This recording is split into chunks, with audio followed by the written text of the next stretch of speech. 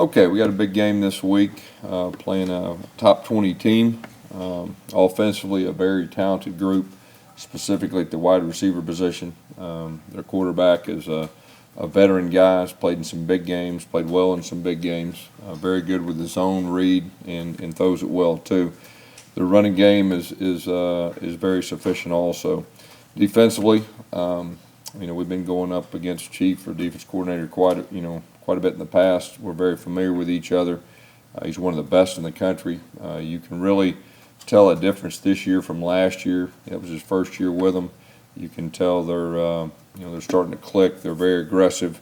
They can really run, and they can be very disruptive up front. Their defensive ends as a group has got to be one of the best in the country. And number 15, the Garrett kid, he's a special player. I hadn't seen very many players like him with his skill set, in our league since I've been in this league. So he's definitely an impact player that we're going to have to be ready for. As far as our team, we were very happy to have a victory, and I was very happy with the way we played as a team last Saturday. I think we have some things we can build upon. We got to continue to improve, and we got to play better than we played last Saturday to win this game. And like I said, it's a big game, playing at home. I'm very excited about that, and looking forward to watching our guys play. Questions? You mentioned the defensive ends and the pass rush from A&M. Considering your two tackles and only really having two starts under the belt, how confident are you in them and being able to handle that load? Well, I think that's going to be a big factor in the game, being able to, protect our quarterback, and, those defensive ends are factors. So, we're going to have to do some things to help, and we'll see how the game goes. How did they progress from week 1 to week 2, those two tackles? Yeah, I thought they progressed very well, and the offensive line as a whole, kind of like I talked about last week, the improvement from game 1 to game 2 with an inexperienced group is usually your biggest improvement, and I really felt like they did. Our communication was better. They worked good together, or worked better together, and that group will have a chance to continue. We got to continue to improve and continue each week to kind of gel. How was Darius James performing in that 6th tackle, blocking tight end kind of role? I thought he's done a solid job. We did something similar with Robert Left, last year, and I thought he's done a solid job. And then when the number 2 offensive line got in there last week, I thought they executed at a very high level. And sometimes when you go with the 2 offensive line, when they're getting their first work, sometimes it gets a little sloppy. But that's one of the things that really stood out to me last Saturday, with all the guys that got a chance to play, is the execution level of our number 2 line. What about Prince Tega, considering he's only been playing football so long, and he just moved over to that tackle spot? Yeah, he's got a chance to be a really good player, and it was good for him to get out there and get some work, and he did some very good things, and he just needs experience. Gus, Ryan Davis leads your entire offense in terms of snaps played so far this season. Tell me what you like about him. Well, Ryan is one of our better practice players. I said that about Darius Slayton, but Ryan has really earned everything he's gotten. He's a dirty work guy. He goes full speed in everything he does, and it's just one of those things. He's going to get more and more comfortable playing in the wide receiver position. He played quarterback in high school. He's a guy that we feel like will have a chance to be a really good receiver after everything's all said and done. On the other end of that, I think Jason's played 7 snaps total. What's kind of going on with him? Yeah, Cody's got the standpoint, you earn what you get, and Jason's continuing to work hard, and I think you could see Jason's role grow more and more, as the season goes on. You obviously had a lot of success running the ball last week, but how important was it for guys like Malik Miller and Gabe Martin to get there in the game and kind of get the 2 way? I think it's very important. Those are 2 guys that we'll need to count on later in the season, and not only did they get in there with the 2 offensive line, but I think both of them got reps with the 1 offensive line, which is kind of rare with the way we've done things in the past. But to give those guys some confidence and experience, that'll do nothing but help us later on, because we'll need both those guys, before the season's out. Guys, it seems like, not just here, all over the place, redshirting guys, with the exception maybe of like offensive linemen, just doesn't happen very much anymore. Can you just why that is? I think it's the way that you recruit. Guys want to play earlier. a lot of guys, especially if you have a good recruiting class, there's a chance they could come out in 3 years. And so I think that that's really been what's happened with us. I'm not for sure about everybody else around the country. We played 10 true freshmen the other night and 18 freshmen altogether. So, you know, we're still relatively young in some areas, and that's encouraging as far as moving forward. Coach, from a momentum standpoint, how significant is this weekend's game? You know, I think it's a big game. It's our first SEC game, and then anytime you get in the league, you know, I mean, that's a huge game, and the fact it's our next game, and that's been our focus. We're going to take it one game at a time. Last week it was Arkansas State. We didn't think about A&M. We didn't talk about A&M, and this week's the same deal. Just the difference is we're going to the SEC. It's SEC play. We need to raise our level. You know, our coaches and our players understand that. Obviously, it's a little bit different earlier on the schedule, but this game seems to always be very important for both schools' seasons and which way they go. Obviously, 13 really launched you guys. 14 ended that streak you guys had, and you know, maybe possibly go into college football playoff. Do you sense that kind of urgency this week with the game like this? Well, you know, we've played some extremely close games, you know, with them before. We've had some very good games, and I really think this is the first SEC game for us, the opener. I just think that's big enough within itself, and you know, that's our mindset right now. How has Chief maybe changed over the last 2 years at A&M, or is he pretty much just done what he's done? I mean, you know, he's one of the best in our league, and probably one of the best defensive guys to come through the league. I mean, he's one of the best, and so, you know, last year was his first year there, and you could see that, you know, he was trying to get it like he wanted it. And now this year you can tell the difference. I mean, they're improved, and they'll continue to improve. You know, what's challenges is Trevor Knight. We're saying a guy that can run, athletic, and get out of the pocket. Well, I think just like what you said, he can run. Anytime a quarterback can run, that definitely changes things. And like I said earlier, he's a veteran guy. I mean, he's a veteran guy. He's played in some big games, you know, and he's done a good job running so far. You know, he's done a good job throwing to the receivers, which are extremely talented. But he's also carried the football specifically off the zone read. He's made some plays with his feet in straight drop back passing when it's not open, and he's been very good at that. So, you know, he's a very good runner, and that's one thing that definitely concerns you. How much is their rush defense, Gus? Because in the past they've been pretty poor there, but this year they've gotten off to a great start. They held UCLA in check in particular. Just what makes them different this year? Well, I think, like I said, you know, it's his second year, and the defense coordinator's, you know, his second year, and I just think you can tell a difference that he's been there 2 years, and his guys understand what he's wanting, and you know, they got a lot of guys back too. That helps. How much does it do for Sean and confidence-wise and for the offense when he runs the ball successfully like he did? You know, I thought that was a big factor that you know, we had some rushing yards, and you know, we talked about that in the offseason that, you know, we're at our best when our quarterback is a running threat, and the fact that he had 60 yards rushing, I thought that was very good, and that'll help us moving forward. And that's kind of got to be the mindset. I'm not saying he's going to rush for 60-plus yards every game, but you know, that's what's got to happen. And he is confident. You know, that definitely was good the other night, and you know, moving forward, I know his teammates are confident in him too. And do you regret maybe not running that way some first game? Because obviously once you get out there, you get Yeah, I mean, like I said, I mean, there's a few things, you know, that we wish we'd have done a little different the first game, but, you know, it is what it is now, and the fact that we got two guys moving forward that we feel good about, and they're a little bit different, which I think is always good, you know, as from a defensive standpoint when they're preparing. So I feel good about what we've got moving forward. Because you have a few specific kinds of plays that really hurt A&M in the game last year.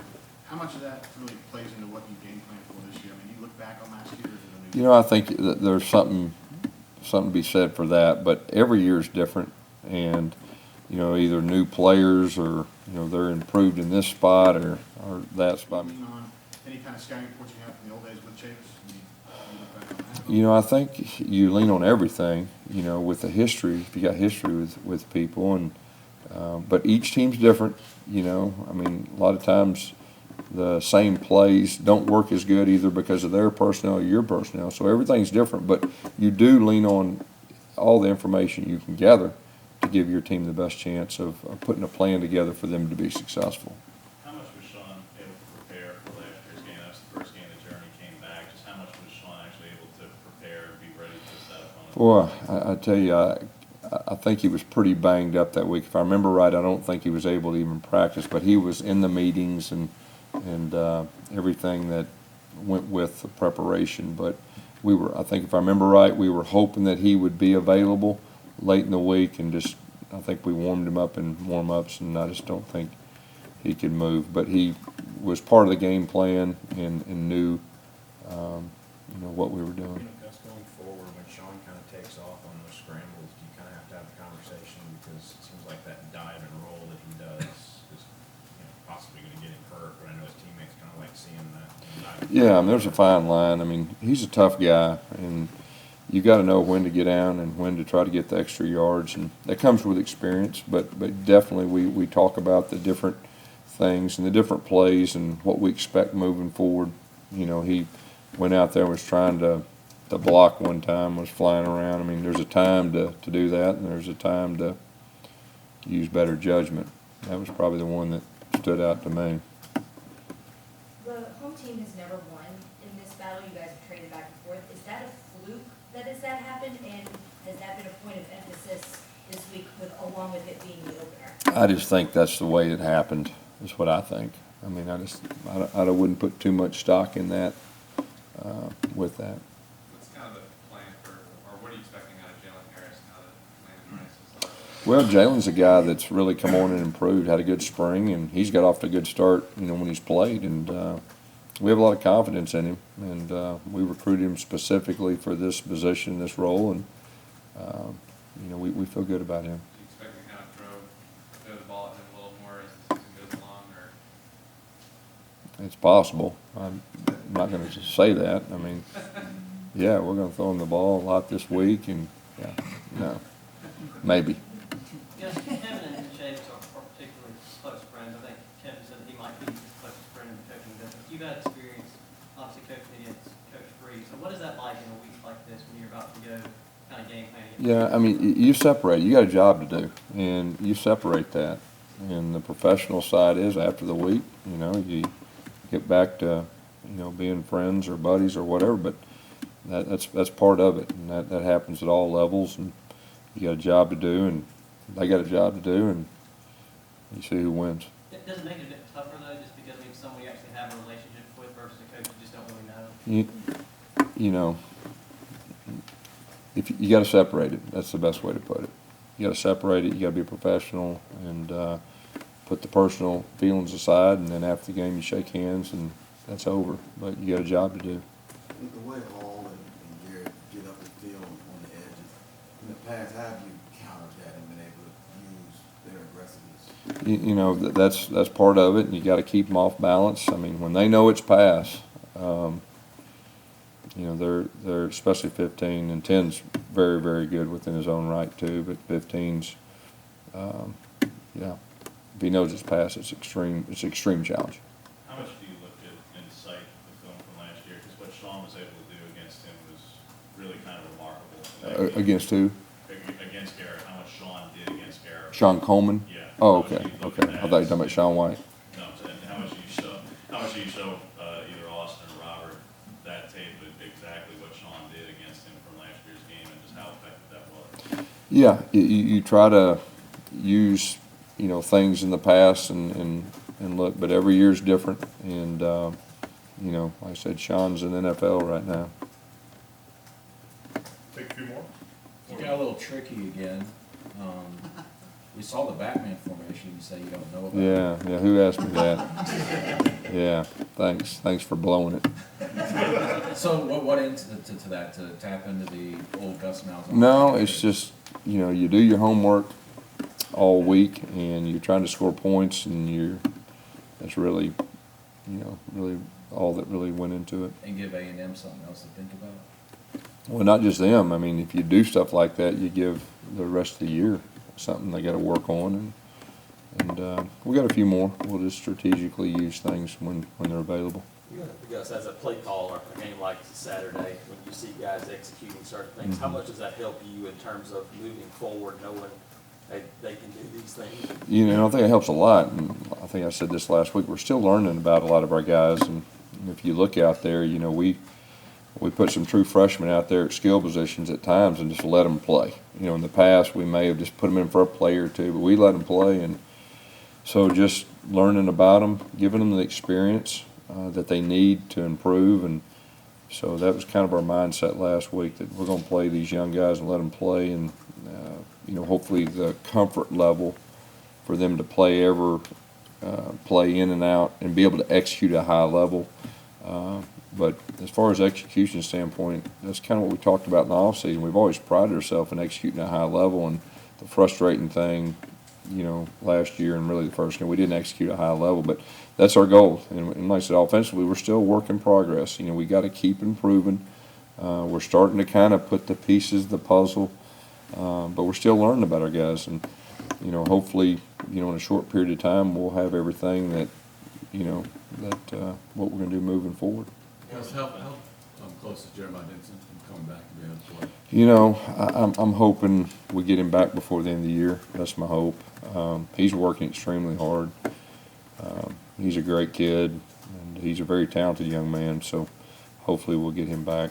But status right now is you know, uncertain. Gus, when you look at your defensive line, you got guys like Ron Davidson and Derek Brown contributing and contributing a lot of snaps and a lot of productive plays. Is that something that's changed since maybe you joined the league, even as a coordinator, that true freshmen on the defensive line can do that and have that kind of impact? Well, I think the special ones have a chance to, you know, and even if you look in the past, I mean, there's been some true freshman defensive linemen in our league, and they earned it and they were ready. And I think the same thing can be said for those two that you just said. Those guys are ready to play, and they need to keep improving, but I think they will. And you know, Carl and Montravius both played as true freshmen, and then by the middle of the year, they started feeling comfortable.